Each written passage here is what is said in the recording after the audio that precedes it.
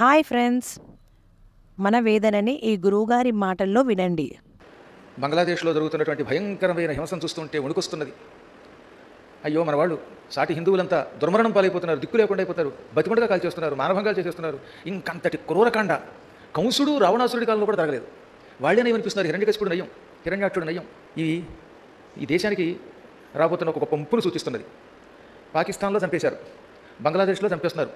మీరు ఎంతో అదృష్టవంతులు. ఈసారి కూడా ప్రధానమంత్రిగా నరేంద్ర మోడీ గారు వచ్చారు కాబట్టి ఇంకా ఇలా ఉన్నాం. ఒక్కసారి కనుక ఆయన తప్పుకుంటే మిమ్మల్ని రక్షించేవాడు లేడు.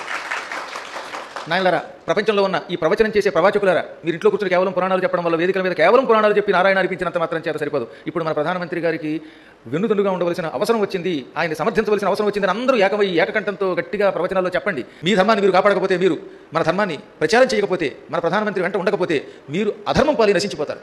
మహా అయితే ఎలాగో ఇవాళ రేపు చచ్చిపోతాం. ఆ చచ్చేదో ధర్మం కోసం చద్దాం, ధర్మాన్ని నిలబెట్టడం కోసం చద్దాం. మనం చేసే పని ఉంది, ఒక మహాత్ముడిని సమర్థిద్దాం, ఆయన కాపాడతాడు మనని. ఆయన ఉంటేనే ఇప్పుడున్న అరాజకాలు తగ్గుతాయి, ఆయన ఉంటేనే ప్రపంచంలో శాంతి. ఆయన లేకపోతే శాంతి లేదా శాంతి. ఆయన ఎంతకాలమైనా మీరే కాపాడుకోండి. ఆ తర్వాత ఆయన అనుయాయులు కాపాడండి.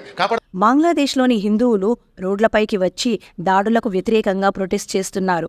అక్కడి హిందువులు బిక్కుబిక్కుమంటూ జీవిస్తున్నారు.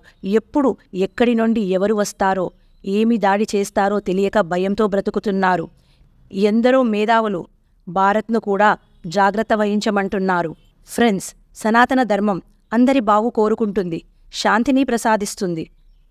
మంచితనం, ధర్మం, దయ, పరోపకారం అనే సుగుణాలు కలిగిన అద్భుతం. అలా అని చేతగాని తత్వం, అధర్మాన్ని భరించే మూర్ఖత్వం మనది కాదు. మనము ఎవరి జోలికి పోము, అలా అని మన జోలికి వచ్చిన వారిని సహించము. సనాతన ప్రజలు అందరూ ఏకమవ్వాలి. అన్యాయంగా జరిగే దాడులను ప్రశ్నించాలి. సర్వే జనా సుఖినో భవంతు.